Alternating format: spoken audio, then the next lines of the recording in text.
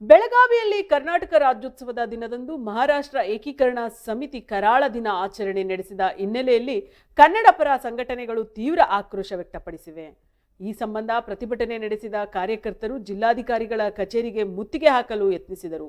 ರಾಜ್ಯೋತ್ಸವದ ದಿನದಂದು ಎಂಇಎಸ್ನವರು ಕರಾಳ ದಿನ ಆಚರಿಸಿದ್ದು ಇದು ಕನ್ನಡ ನಾಡಿಗೆ ಮಾಡಿದ ಅವಮಾನ ಎಂದು ಪ್ರತಿಭಟನಾಕಾರರು ಆಕ್ರೋಶ ವ್ಯಕ್ತಪಡಿಸಿದರು. ಈ ವೇಳೆ ಮಾತನಾಡಿದ ಕನ್ನಡ ಪರ ಹೋರಾಟಗಾರರು ಎಂಇಎಸ್ನ ನಾಡದ್ರೋಹಿಗಳಿಗೆ ಯಾಕೆ ನಿರ್ಬಂಧ ವಿಧಿಸಿಲ್ಲ, ನಮ್ಮ ಮೇಲೆ ಮಾತ್ರ ಯಾಕೆ ಈ ರೀತಿಯ ನಿರ್ಬಂಧ ಎಂದು ಪ್ರಶ್ನಿಸಿದರು. ಅಲ್ಲದೆ ಸ್ಥಳದಲ್ಲಿದ್ದ ಪೊಲೀಸ್ ಅಧಿಕಾರಿಗಳ ವಿರುದ್ಧವೂ ಆಕ್ರೋಶ ವ್ಯಕ್ತಪಡಿಸಿದ ಅವರು ಎಂಇಎಸ್ ಮುಖಂಡರೊಂದಿಗೆ ಪೊಲೀಸರು ಸೆಲ್ಫಿ ತೆಗೆದುಕೊಳ್ಳುವುದನ್ನು ಖಂಡಿಸಿದರು. ಎಂಇಎಸ್ ಮುಖಂಡ ಶುಭಂ ಜೊತೆ ಪೊಲೀಸರು ಸೆಲ್ಫಿ ತೆಗೆದುಕೊಂಡಿರುವ ವಿಚಾರದ ಕುರಿತು ಜಿಲ್ಲಾಡಳಿತದ ಕ್ರಮದ ಬಗ್ಗೆಯೂ ಪ್ರತಿಭಟನಾಕಾರರು ಪ್ರಶ್ನೆ ಎತ್ತಿದರು. ಈ ಕುರಿತು ಪ್ರತಿಕ್ರಿಯಿಸಿದ ಅವರು ಜಿಲ್ಲಾಡಳಿತ ಈ ಬಗ್ಗೆ ಯಾವುದೇ ಕ್ರಮ ಕೈಗೊಳ್ಳದೇ ಇರುವುದು ವಿಷಾದನೀಯ, ಕೂಡಲೇ ತಪ್ಪಿತಸ್ಥರ ಮೇಲೆ ಕ್ರಮ ಕೈಗೊಳ್ಳಬೇಕು ಎಂದು ಆಗ್ರಹಿಸಿದರು. ಪ್ರತಿಭಟನೆಯಲ್ಲಿ ವಿವಿಧ ಕನ್ನಡ ಪರ ಸಂಘಟನೆಗಳು, ಮುಖಂಡರು ಮತ್ತು ಕಾರ್ಯಕರ್ತರು ಭಾಗವಹಿಸಿದರು. ಜಿಲ್ಲಾಡಳಿತವು ಪ್ರತಿಭಟನಾಕಾರರ ಮನವೊಲಿಸಲು ಪ್ರಯತ್ನಿಸಿತು, ಆದರೆ ಪರಿಸ್ಥಿತಿ ತಿಳಿಗೊಳಿಸಲು ಪೊಲೀಸರು ಹರಸಾಹಸ ಪಡಬೇಕಾಗಿತ್ತು.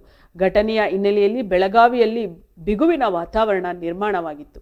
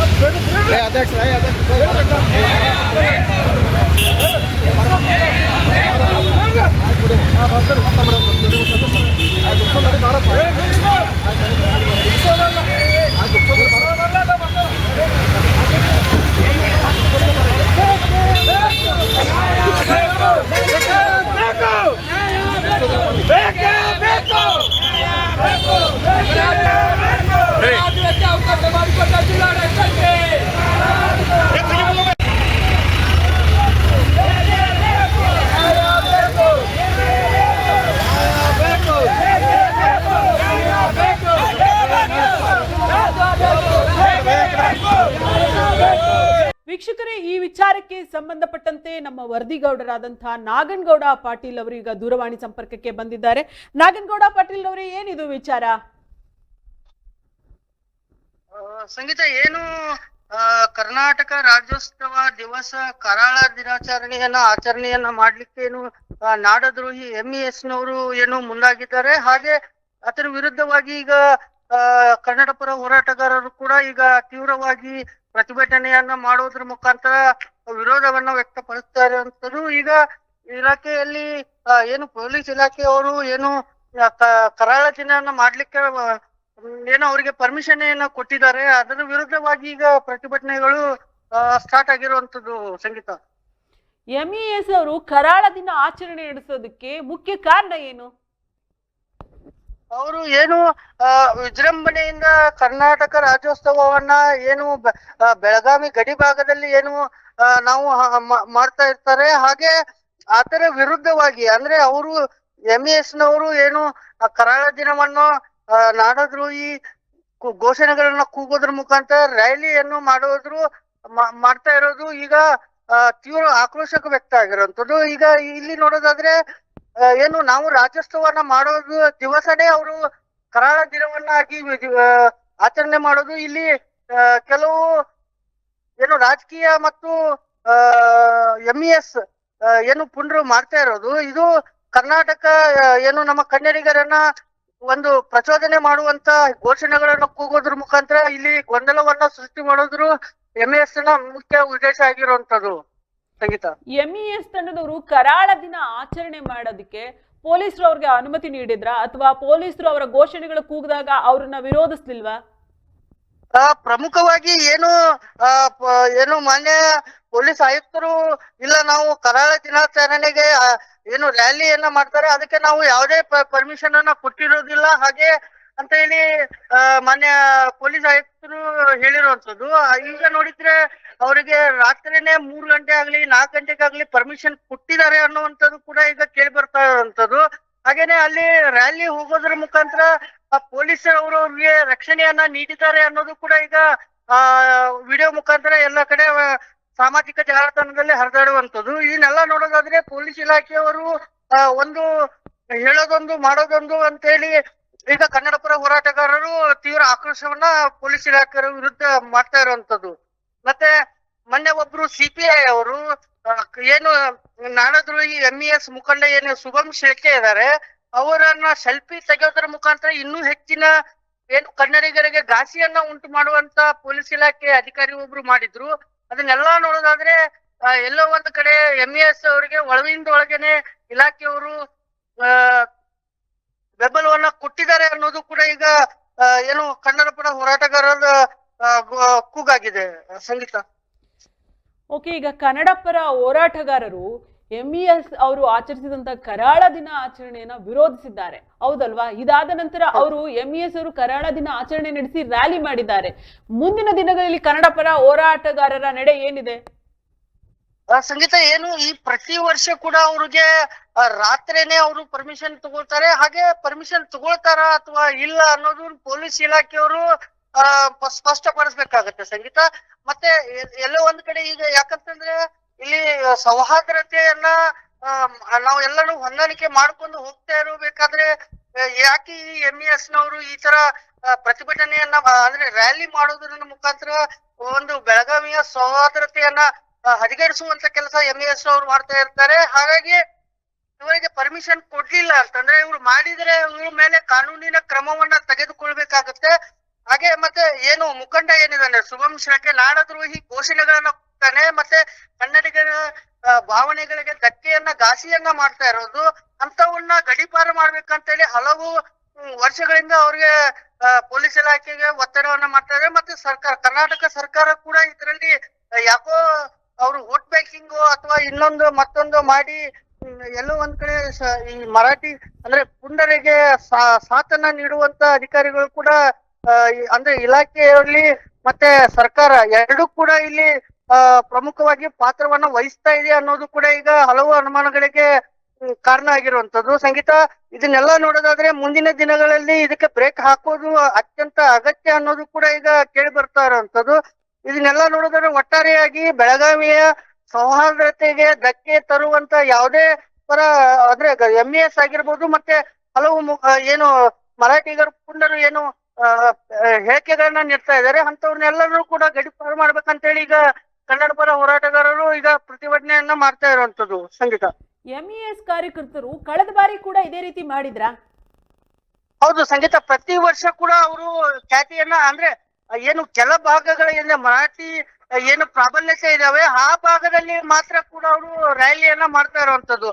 ಏನು ಅವರ ಏನು ಜನಸಂಖ್ಯೆ ಜಾಸ್ತಿ ಇದೆ ಆ ಕಡೆ ಏನು MES ರ್ಯಾಲಿಯನ್ನ ಮಾಡ್ತಾರೆ. ರ್ಯಾಲಿ ಪೂರಕವಾಗಿ ಪೊಲೀಸ್ ಇಲಾಖೆಯವರು ಕೂಡ ಅಲ್ಲಿ ಸ್ಥಳದಲ್ಲಿ ಇರ್ತಾರೆ. ಈಗ ಕಳೆದ ಬಾರಿ ಕೂಡ ಇದೇ ರೀತಿ ಮಾಡಿದ್ರು ಅಂತ ಅಂದ್ಮೇಲೆ ಈ ಬಾರಿ ಪೊಲೀಸರು ಯಾಕೆ ಅದ್ರ ಬಗ್ಗೆ ಎಚ್ಚರಿಕೆ ವಹಿಸಿ ಅವ್ರನ್ನ ತಡಿಲಿಲ್ಲ? ಈಗ ಪ್ರತಿ ಬಾರಿ ಹೀಗೆ ಮಾಡ್ತಾರೆ ಅನ್ನೋದು ಪೊಲೀಸರ ಗಮನಕ್ಕಿತ್ತಲ್ವಾ? ಹಾಗಿದ್ರೆ ಈ ವರ್ಷವೂ ಕೂಡ ಕನ್ನಡ ರಾಜ್ಯೋತ್ಸವದ ವೇಳೆ ಅವರು ರ್ಯಾಲಿ ನಡೆಸ್ತಾರೆ ಅನ್ನೋದಾದ್ರೆ ಪೊಲೀಸರು ಯಾಕೆ ಅದನ್ನ ತಡಿಲಿಲ್ಲ? ಸಂಗೀತ, ಪೊಲೀಸ್ನವರು ಯಾಕಂತಂದ್ರೆ ಪೊಲೀಸ್ ಅವರು ಇರೋದು ನಮ್ಮ ಕರ್ನಾಟಕ ಸರ್ಕಾರದ ಅಧೀನದಲ್ಲಿ. ಅಂತಂದ್ರೆ ಇಲ್ಲಿ ಇರುವಂತ ಏನು ರಾಜಕೀಯದವ್ರು ಇದಾರೆ ಅವರು ಒತ್ತಡ, ಯಾಕಂದ್ರೆ ಪೊಲೀಸ್ ಇಲಾಖೆಯವರಿಗೆ ಅವರ ಕೆಲಸ ಅವ್ರಿಗೆ ಮಾಡ್ಲಿಕ್ಕೆ ಬಿಟ್ರೆ ಯಾವ್ದು ಒಂದು ಕೂಡ ರ್ಯಾಲಿ ಅಂದ್ರೆ ಇಲ್ಲಿ ಯಾವುದೇ ಒಂದು ಪ್ರಚೋದಕನ ಹೇಳಿಕೆ ಆಗಿರ್ಬೋದು ಮತ್ತೊಂದಾಗಿರ್ಬೋದು ಯಾವುದನ್ನು ಕೂಡ ಸಹಿಸಕ್ ಆಗಲ್ಲ. ಹಾಗಿರುವಾಗ ಏನು ಪೊಲೀಸ್ ಇಲಾಖೆಯವರನ್ನ ಕೈ ಕಟ್ಟಿ ಕುಡಿಯುವಂತ ಕೆಲಸ ಈ ರಾಜಕಾರಣ ಅಂದ್ರೆ ಬೆಳಗಾವಿಯಾಗಿ ಪ್ರಮುಖವಾಗಿರುವಂತ ನಮ್ಮ ರಾಜಕಾರಣಿಗಳು ಮಾಡ್ತಾ ಇರುವಂತದ್ದು. ಇದನ್ನೆಲ್ಲ ನೋಡೋದಾದ್ರೆ ರಾಜಕಾರಣಿಗಳು ವೋಟ್ ಬ್ಯಾಂಕಿಂಗ್ ಮಾಡೋದು, ಯಾಕಂದ್ರೆ ಅವ್ರಿಗೆ ನಾಳೆ MES ನವರು ಅಥವಾ ಮರಾಠಿಗರದು ವೋಟ್ ಅನ್ನ ಒಡೆದು ಹೋಗ್ತಾವನ್ನೋ ಅಂತ ಕೂಡ ಭಯ ಒಂದು ಇರೋದ್ರಿಂದ ಏನು ಇಲ್ಲಿ ಮರಾಠಿಗರ ವೋಟ್ ಕೊಡ್ತಾರ. ಮತ್ತೆ ಇಲ್ಲಿ ಯಾರಾದ್ರೂ ಪೊಲೀಸ್ ಇಲಾಖೆಯವರು ಮುಂದಾಗಿ ಕ್ರಮವನ್ನ ತೆಗೆದುಕೊಂಡ್ರೆ ಫೋನ್ ಮುಖಾಂತರ ಮತ್ತೆ ಇನ್ನೊಂದಾಗಿ ಅವ್ರಿಗೆ ಒತ್ತಡವನ್ನ ಹಾಕಿ ಕೆಲಸವನ್ನ ಮಾಡ್ಲಿಕ್ಕೆ ಅವ್ರಿಗೆ ತೊಂದರೆ ಮಾಡ್ತಾ ಇರೋದು ಈ ನಮ್ಮ ರಾಜಕಾರಣಿಗಳು. ಹಾಗಿರ್ಬೇಕಾದ್ರೆ ಪೊಲೀಸ್ ಇಲಾಖೆಯವರು ಪಾಪ ಏನು ಮಾಡ್ಲಿಕ್ಕೆ ಅಸಹಾಯಕತೆ ಆಗ್ಬಿಡ್ತಾರೆ. ಕಮಿಷನರ್ ಅವರು ಆರ್ಡರ್ ಮಾಡ್ತಾರೆ, ಆದ್ರೆ ಆರ್ಡರ್ ಮಾಡಿದಾಗ ಅದನ್ನ ಪಾಲನೆ ಮಾಡುವಂತ ಶಕ್ತಿ ಕೂಡ ಅವ್ರಿಗಿಲ್ಲ.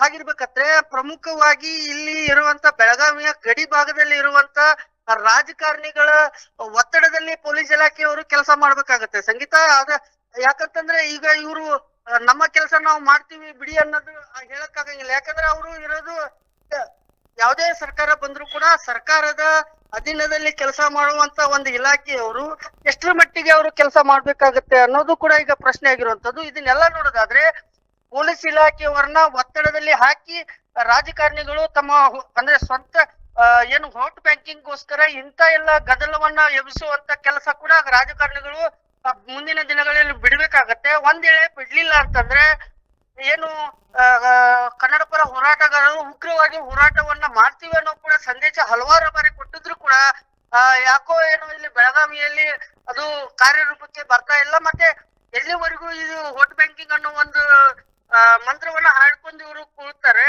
ರಾಜಕೀಯದವರು, ಅಲ್ಲಿವರೆಗೂ ಕೂಡ ಈ ಮರಾಠಿ ಪುಂಡರು ಬೆಳಗಾವಿಯಲ್ಲಿ ಈ ತರದಂತ ಘಟನೆಗಳನ್ನ ಮಾಡ್ತಾ ಇರ್ತಾರೆ ಅಂತೇಳಿ ಕೂಡ ಹೇಳ್ಬೋದಾಗತ್ತೆ ಸಂಗೀತ. ಧನ್ಯವಾದಗಳು ನಾಗನಗೌಡ ಪಾಟೀಲ್. ಇದಿಷ್ಟು ನಮ್ಮ ವರದಿಗಾರರಾದ ನಾಗನಗೌಡ ಪಾಟೀಲ್ ಅವರ ವರದಿಯಾಗಿತ್ತು.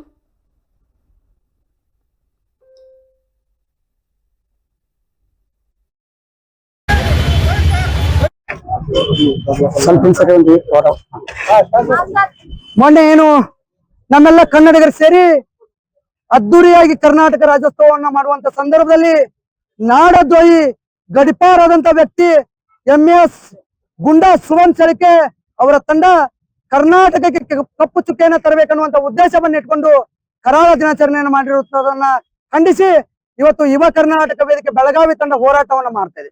10 ರಿಂದ 15 ಗುಂಡಾ ಕೇಸ್ ಇರುವಂತ ಗಡಿಪಾರಾದಂತ ವ್ಯಕ್ತಿಯನ್ನ ಬೆಳಗಾವಿ ಒಳಗಡೆ ಪ್ರವೇಶಕ್ಕೆ ಅವಕಾಶ ಮಾಡಿಕೊಟ್ಟಂತ ಪೊಲೀಸ್ ಇಲಾಖೆಗೆ ಇವತ್ತು ನಾವು ಎಚ್ಚರಿಕೆಯನ್ನ ನೀಡುವುದರ ಮುಖಾಂತರ ಏನು ರಮಾಕಾಂತ್ ಕುಂಡಸ್ಕರ್ ಅವರು ಒಂದು ಮಾತನ್ನ ಹೇಳಿದ್ದಾರೆ, ನಮ್ಮ ರಾಷ್ಟ್ರ ಭಾಷೆ ನಮ್ಮ ಮಾತೃಭಾಷೆ ಮರಾಠಿ, ನಾವು ನಮ್ಮ ಮಾತೃಭಾಷೆ ಇದ್ದಲ್ಲಿ ನಾವು ಇರುವುದಕ್ಕೆ ಇಚ್ಛೆಯನ್ನ ಪಡ್ತೇವೆ ಅಂತೇಳಿ ರಮಾಕಾಂತ್ ಕುಂಡಸ್ಕರ್ ಅವರಿಗೆ ಒಂದು ಮಾತನ್ನ ಹೇಳ್ತೇನೆ, ನಿಮ್ಮ ಮಾತೃಭಾಷೆ ಮರಾಠಿ ಇದೆ, ನೀವು ಮಹಾರಾಷ್ಟ್ರಕ್ಕೆ ಹೋಗಿ, ಮಹಾರಾಷ್ಟ್ರಕ್ಕೆ ಹೋಗುವಂತ ಖರ್ಚು ವೆಚ್ಚನ್ನ ಯುವ ಕರ್ನಾಟಕ ವೇದಿಕೆ ಬೆಳಗಾವಿ ತಂಡ ಕೊಡೋದಕ್ಕೆ ಸಿದ್ಧಿದೆ. ಮಾನ್ಯ ಜಿಲ್ಲಾಧಿಕಾರಿಗಳು ಕೂಡ ಹೇಳಿದ್ರು, ಮತ್ತೆ ಕಮಿಷನರ್ ಕೂಡ ಹೇಳಿದ್ರು, ಯಾವುದೇ ಕಾರಣಕ್ಕೂ ಕೂಡ ಕರಾಳ ದಿನಾಚರಣೆ ಮಾಡೋದಕ್ಕೆ ಅವಕಾಶ ಮಾಡಿಕೊಡುವುದಿಲ್ಲ ಅಂತೇಳಿ. ಮಾನ್ಯ ಜಿಲ್ಲಾಧಿಕಾರಿಗಳ ಮಾತಿಗೂ ಕೂಡ ಬೆಲೆ ಇಲ್ಲ, ಮಾನ್ಯ ಪೊಲೀಸ್ ಆಯುಕ್ತರಿಗೂ ಕೂಡ ಬೆಲೆ ಇಲ್ಲದ ಹಾಗೆ ಶಾಪೂರ್ ಠಾಣಾ ಸಿಬ್ಬಂದಿಗಳು ಕರಾಳ ದಿನಾಚರಣೆ ಮಾಡುವಂತ MES ಮುಖಂಡರನ್ನ MES ಗುಂಡಾಗಳಿಗೆ ಅವಕಾಶ ಮಾಡಿಕೊಡೋದಲ್ಲದೆ ಅವರಿಗೆ ಬಂದೋಬಸ್ತ್ ನೀಡುವಂತ ಕೆಲಸ ಮಾಡಿರುವಂತ ಶಾಪೂರ್ ಠಾಣಾಧಿಕಾರಿಯನ್ನ ಆ ಒಂದು ಬಂದೋಬಸ್ತಲ್ಲಿ ಭಾಗಿಯಾದಂತ ಎಲ್ಲ ಪೊಲೀಸ್ ಅಧಿಕಾರಿಗಳನ್ನ ತತ್ಕ್ಷಣ ವಜಾಗೊಳಿಸಬೇಕು. ಮಾನ್ಯ ಜಿಲ್ಲಾಧಿಕಾರಿಗಳು ಏನು ಕನ್ನಡಿಗರ ಕಣ್ಣ ಒರೆಸುವಂತ ಕೆಲಸವನ್ನ ಮಾಡುವುದನ್ನ ಬಿಟ್ಟು ಇವತ್ತು ತತ್ಕ್ಷಣವೇ ಬರಬೇಕು. ಯಾವುದಕ್ಕಾಗಿ ಯಾವ ರಾಜಕಾರಣಿಗಳ ಒತ್ತಡಕ್ಕಾಗಿ ಕರಾಳ ದಿನಾಚರಣೆಯನ್ನ ಮಾಡೋದಕ್ಕೆ ಅವಕಾಶ ಮಾಡಿಕೊಟ್ರಿ ಅನ್ನುವಂತ ಸ್ಪಷ್ಟನೆಯನ್ನು ಕೊಡಬೇಕು.